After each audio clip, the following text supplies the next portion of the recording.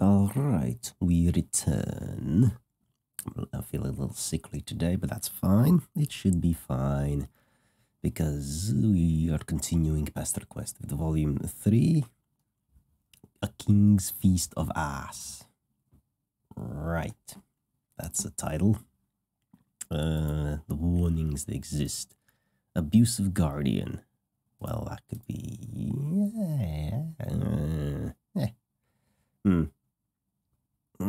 abuse. That's touchy, especially. Alright, let's be real. As much as you enjoy your new friends, they all seem a little lonely.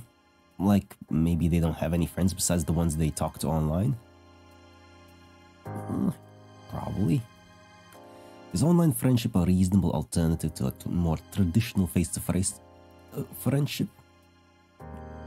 I mean, if you got nothing else, then yeah. Are relationships, and dare you say, families that you choose, not just as important, if not more so, than those that you are able to touch and feel? I'm looking very heavy topics on these. Damn, maybe being a little too real. Yeah, let's move on to some magic and stuff. You decide not to think about it too hard. Exactly, that's a good choice. But if you're being honest with yourself, maybe you aren't terribly interested in the greater context of found family and interpersonal relationships in the instant message era. You've got fever.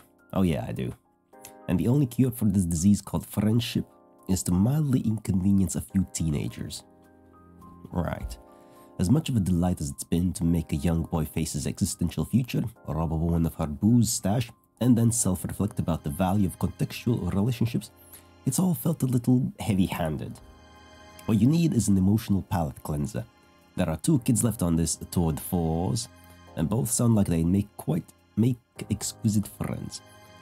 Time to go full-on easy mode here. You've heard so much about this guy, you feel like you got this one in the goddamn bag. With confidence, you zap yourself onwards. What am I looking at? Oh, you're already here. Wherever here is, it is blisteringly hot.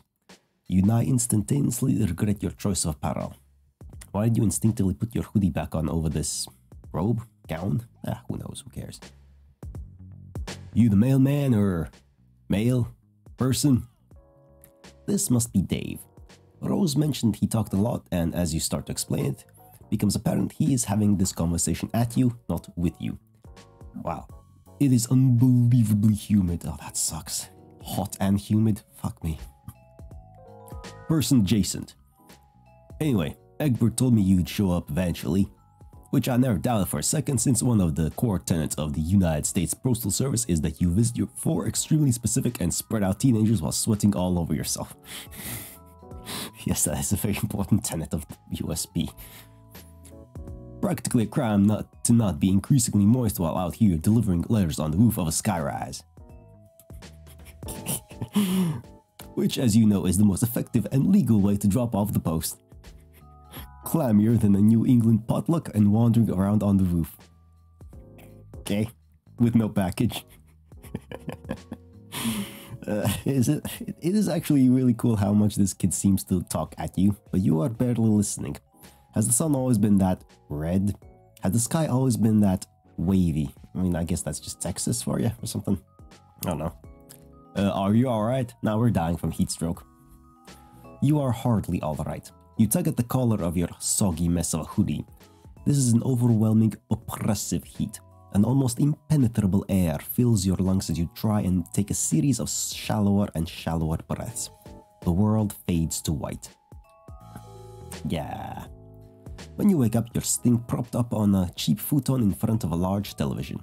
A rough approximation of a person does an elaborate series of controlled falls, culminating in what you can only describe as skateboarding for assholes. On your left, Dave exists in a quantum state that is both somehow sitting and laying down, but also neither. With the precision of a Swiss watchmaker, he deftly presses a series of buttons that makes the awful polygon man on screen T-pose and fall face forward into the ground. Seconds later, his skateboard flops helplessly next to him. He doesn't look away from the screen as he speaks. So, I guess you lived. It's not that I'm invested, but John might be sad. Classic John. You try and emulate his incredibly casual body language as you slide your body down the futon. Your legs already barely reach the ground. Ah yeah, that guy's a dork, but I've taught him everything he knows. You ask him if he taught him how to be a dork. You affect a completely uninterested face as though the sickness of your third-degree burn is not the single most exciting moment of your entire life. God damn. Owned in my own home. Owned within an inch of my life. I'm on the edge reaching out that hand of friendship, and this chucklehead long live the king's me. I mean, that was an easy comeback though, come on, you gotta give it to him. Thousands of gazelles trample my useless body as Jonathan Taylor Thomas's first son watches on. Who will raise Simba now? Who's going to teach him about combat? Philosophy. Life. By the way, I put your nasty sweatshirt in the shower. Dope. Dope, dope, dope. You are definitely the sort of person who says dope often and casually. We'll never say that again. You tell him, dopely, that you are a person who is not caught up in the small details of decorum or personal propriety. In fact, it doesn't bother you at all that he took your only worldly possessions and tossed them in a shower while you were unconscious. What's some light corpse looting among bros? Okay. While it dries, you can wear one of my bros' shirts. He usually has a fresh stash hidden in here. Dope. Tight. Sick. Nothing more about hiding some shirts in the living room. Just gonna have a look-see. Holy shit, there are a lot of puppets in here. Oh yeah, there are. Yeah, dude, puppets own. Enough said. My bro's got the market cornered on puppet-based endeavors. Backed up against the wall like a feral beast hissing for more plush-oriented content. Little guy's probably just scared. Just wants to protect its nest and mouth-to-mouth feed its babies only the choicest puppet smut for a reasonable fee. What the fuck does any of that mean? I don't know, but it sounds dope. You look back to Dave, but he's on his phone. Goddamn, that is so cool actually, is it? What? There is something weird about this whole setup that you just can't put your finger on. For one, you can't seem to find any secret shirts anywhere. It's all just puppets and plushies and DJ equipment. Oh my. Yeah, with my bro, you have to think of the potential for ironic payoff. That guy's always one step ahead. Just when you think you've got it figured out, it was all just some trap to make you think you got this goat. You gotten his goat. But that goat is long gone. Makes you think maybe there never was a goat. Maybe it was some other barnyard animal all along. You've been duped into looking for a goat like some dumb asshole. Or maybe the goat gets you really subvert the whole thing. You take a second to wonder if he really is using the term ironic correctly in this instance. By dictionary definition, yes. A goat getting you is the opposite of how the situation should go. Thank God you settled that. As you are about to reassure Dave that this joke tracks, you catch some movement in the corner of your eye. Was that a camera? It couldn't have possibly been a camera. Oh, no, there it is again. There is a camera coming out of the ice dispenser. Oh, it whirs softly as you approach, its mechanical eye trained on you. How long has this thing been watching? Is this Dave's? You lean in to take a closer look. Your foot catches on something. You fall flat on your face. Dave seems too engrossed in the conversation he's having on his phone to pay you much mind, occasionally mumbling something out loud for a few times before presumably typing it out. You search for whatever it was that made you beef it so royally. You know, beef it, like fall down. That is a real phrase that humans say. A small tripwire stands taut a few inches off the ground. You must not have disturbed it enough to set off whatever contraption it's attached to, apparently. Oh yeah, sometimes they're more of a suck out. You think, oh fuck me, I definitely beefed it with, which is a phrase that is real. And you sit there waiting on bated breath, prepared to be fuck deep in the velvety marionette dick. And it never comes. You go the rest of your day just waiting for the payoff from your dipshit mistake. And it never comes. You wake up in cold sweats for weeks, yearning for a release that will never find you, and it hits you. You've been fucking bamboozled by the master yet again. There's no elaborate booby trap. No Rube Goldberg device set to enact a series of complicated shenanigans, ultimately resulting in being buried alive in Kermit the Frog's plush amphibious dog. Beautiful, really. Damn, bro, you live like this? I mean, yeah, I guess. Keeps me on my toes. Heels never even met the ground. A prima ballerina with a head full of dreams and nothing to lose. God's gift to Plies, ripping a straight tasty tour on Blair for my adoring fans. They go apeshit for this sort of thing, but it's just another day in the life for Danzo Extraordinaire Dave Strada. Haven't fallen for a trap like that since I was a baby. Trained. Real rookie mistake, mailman looking tired maybe. Trained. Oh my god, I see Mumble rapping at you. This is the greatest day of your life. No, god, that's the worst, honestly. God, more plush ass than a puppet lost and found. King Strata drops the illest fires, cause heavy is the crown. Rhyming puppet with puppet, call that puppet rhymes. Killing all ventriloquists, puppet on puppet crimes. He goes on like this for some time with what could be described as bars of a similar caliber. The narrative focus shifts to your inner thoughts out of necessity because it turns out writing raps is really hard. And like, fuck mumble rapping, it's fucking awful. Honestly, I hate that. Of all the music, I generally like any kind of music as long as it's executable, but mumble rap is one of those things that's just kind of garbage. It's just garbage. It's just fucking garbage. Just like, rap is fine, but mumbling doesn't, like, I can't even understand it. You're not using your voice as an instrument, you're just fucking mumbling. That doesn't sound good at the fuck me. Anyway, he isn't exactly great, but you're not really a rap expert despite what your social media opinions might imply. Unless you count Hatched to Danced, which of course you do, why wouldn't you? What? Wait, what? What does that mean? Why did you think that? What the fuck even is that? The whole scenario feels a little weird and familiar to you. All of these kids feel familiar to you. You learn something new about Dave and you feel like you already sort of know it. You can't place it. Despite having met Dave no less than half an hour ago, something feels just slightly off about him. Something about his actions feels so performative in nature, like he's pantomiming in front of an audience. I mean, he's got a camera there, so I'm guessing he's being watched. As Dave continues to rap, you remember that you are in front of an audience. You cast a glance over to the camera, but also to the hundreds of stuffed little creatures staring at you with their lifeless eyes. Amidst your revelation, we check back in on Dave because I'm getting paid to write this, so I should probably make with the fucking jokes already. Going a bit meta there, author. Master my tool, I'm the ace. Hardware. Got more hose than the gardener. Yard care. Nice. Was that nice? The chaotic and surreal energy of this scene sends a shock of nervous energy down your spine. You feel alarmingly nude without the comfort and familiar warmth of your sweater. There's something about it that grounded you, something that felt like home.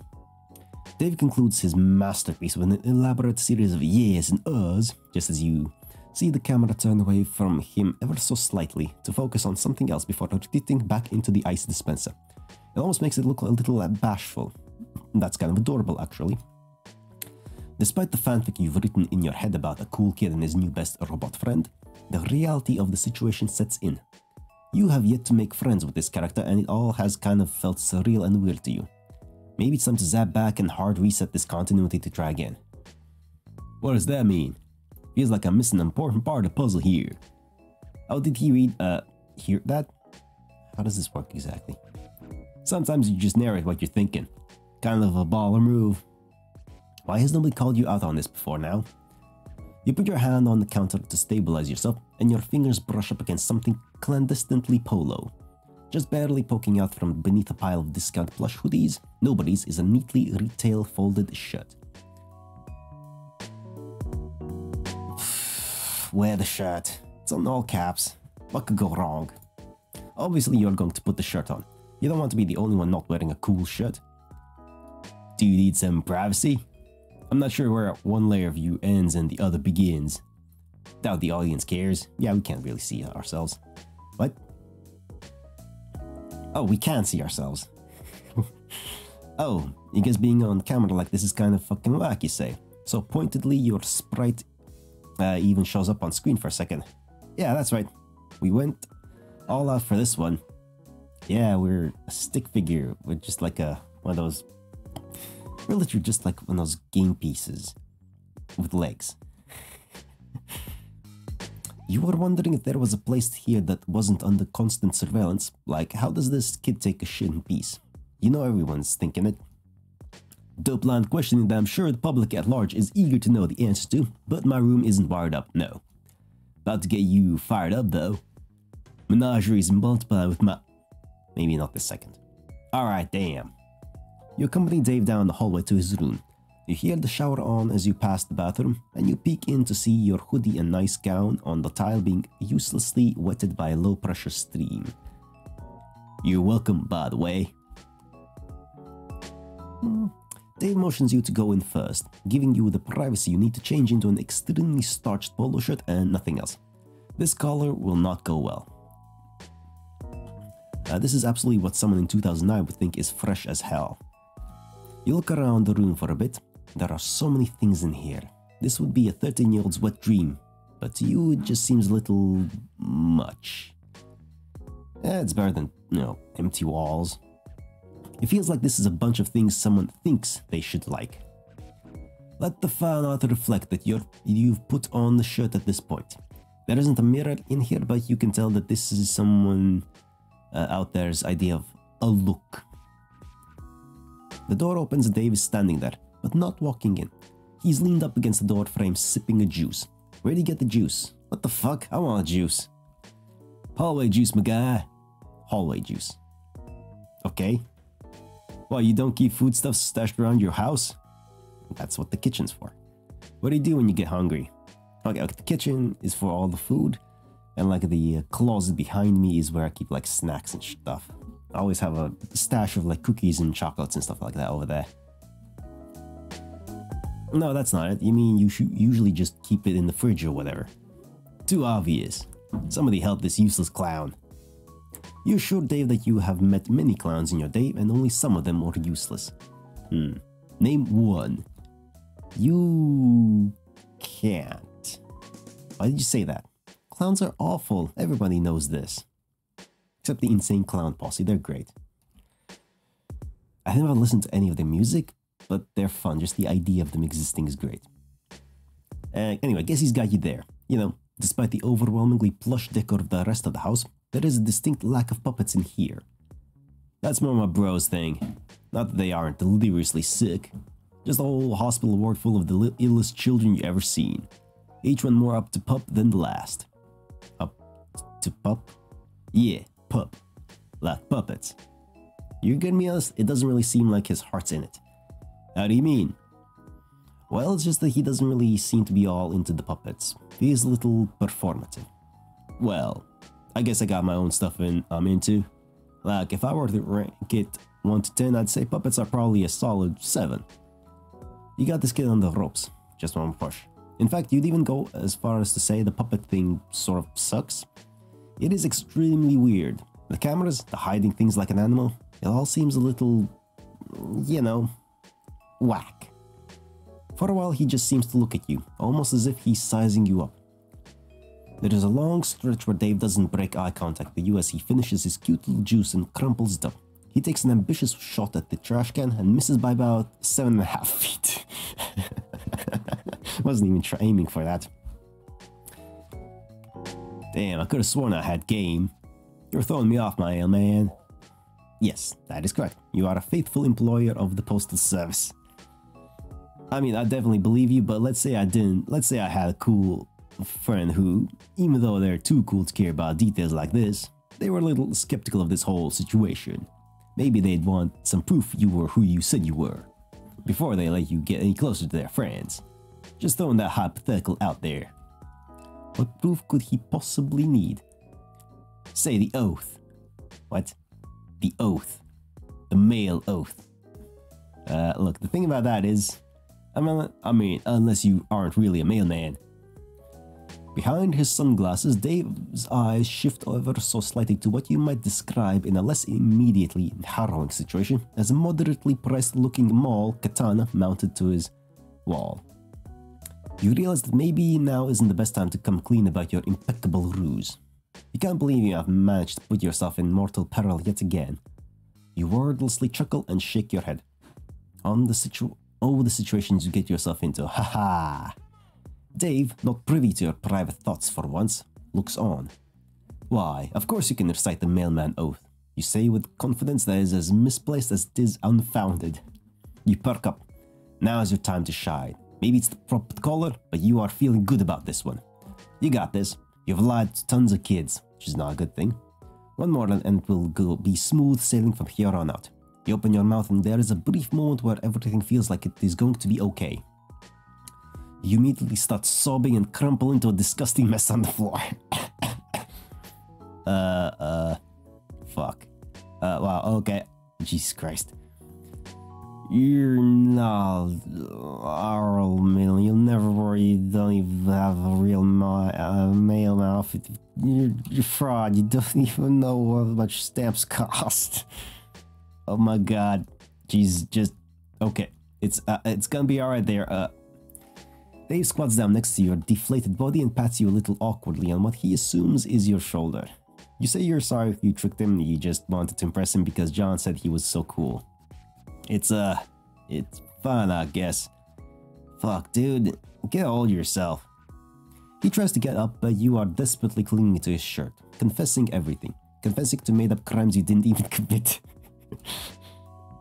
Look, my guy, we all make mistakes. Please stop whatever this is. I'm pretty sure you are harmless. And I don't think you actually killed anyone with your ass or wherever an accessory to burning down the alien mall or whatever it's shit you just said. Yeah, you kind of got caught in the moment and just started saying made up shit. Just Dave, he's mad at you. Nah, dude, get up. Dale helps you back up onto your feet. You come clean in an only slightly more controlled and dignified way this time. You explain how there are these huge gaps in your memory and that you somehow ended up with these abilities that let you traverse space, time, and sometimes even reality itself. Dave doesn't say much for a change, and it doesn't seem like he's listening at first, but you think maybe he just has one of those faces. Let me get this straight.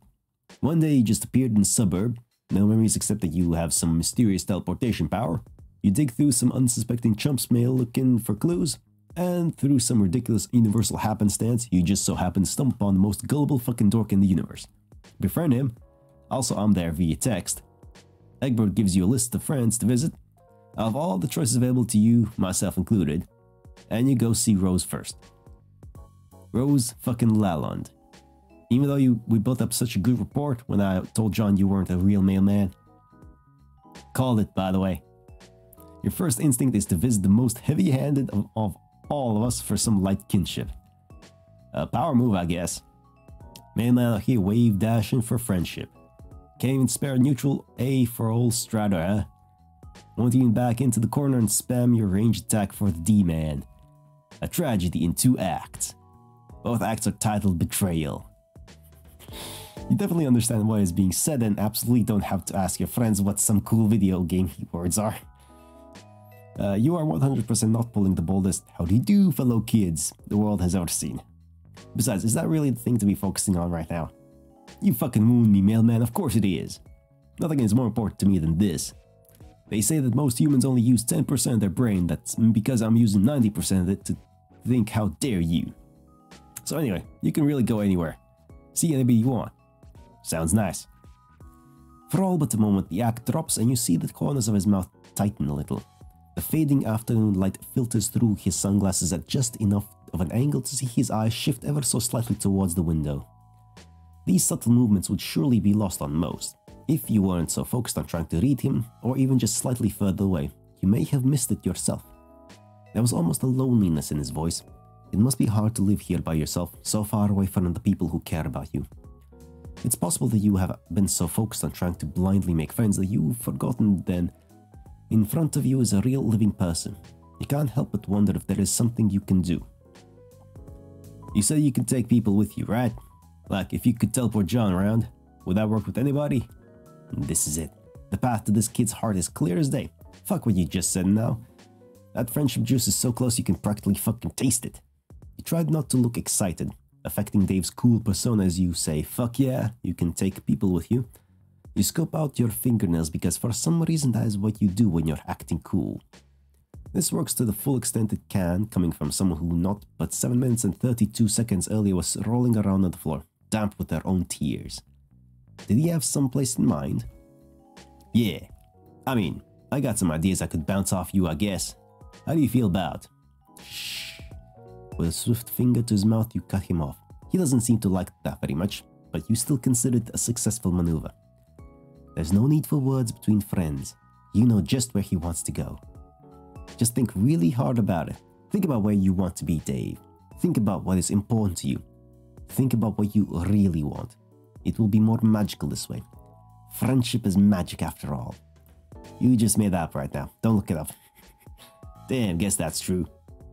He closes his eyes and you put a hand on his shoulders. This is it. Putting your trust in the magic of friendship, you focus this power externally as much as you are able. Flashes of distant but somehow familiar imagery course through you. The quiet stillness of the suburbs, the smell of the forest, the heat of an apartment rooftop, the ocean breeze. You extend it outwards as much as you are able. This is his rodeo. You are merely the vehicle. Hello, we're in like a restaurant.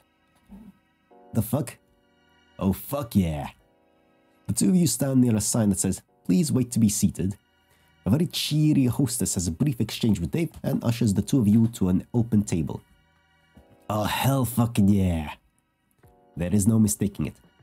About to get my motherfucking breadstick on. This is absolutely an Olive Garden. Oh, I've heard of those. Olive Garden. Nice. Fuck yeah, it is.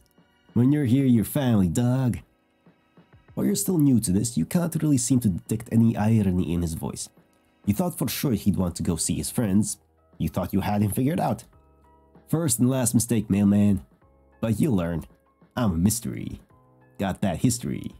Fuck with the plot, my flows so hot they leave you looking blistery. Racially ambitious, my rhymes contagious. At the OG with my homie, where the breadsticks are continuous. You know what, fuck it, you just let him go for a while. You don't even know if that last one rhymed, but fuck it, you aren't charmed by if you aren't charmed by this little bastard. You lean back in your chair and just absorb it all, sitting in the worst restaurant imaginable with your new rapping teen friend while the other patrons do their best to ignore his incredible rhymes. After a short while, Dave abruptly stops freestyling and you open your eyes. Oh fuck, you know what time it is? No, your sprite doesn't have a watch drawn on it. It's breadstick 30 to 30, no watch necessary. Fuck me, I love breadsticks. I never talk about it. This is a very real and hidden character trait that nobody knows about me. Well, that sounds like a very real and hidden character trait that nobody knows about him. And we are certainly not finding this out now because of a series of seemingly unrelated events that possibly change the continuity of this universe, allowing these sorts of otherwise narratively unimportant traits to shine through. Wow. He is really going down to town on those breadsticks. Maybe this is all friendship needs to be.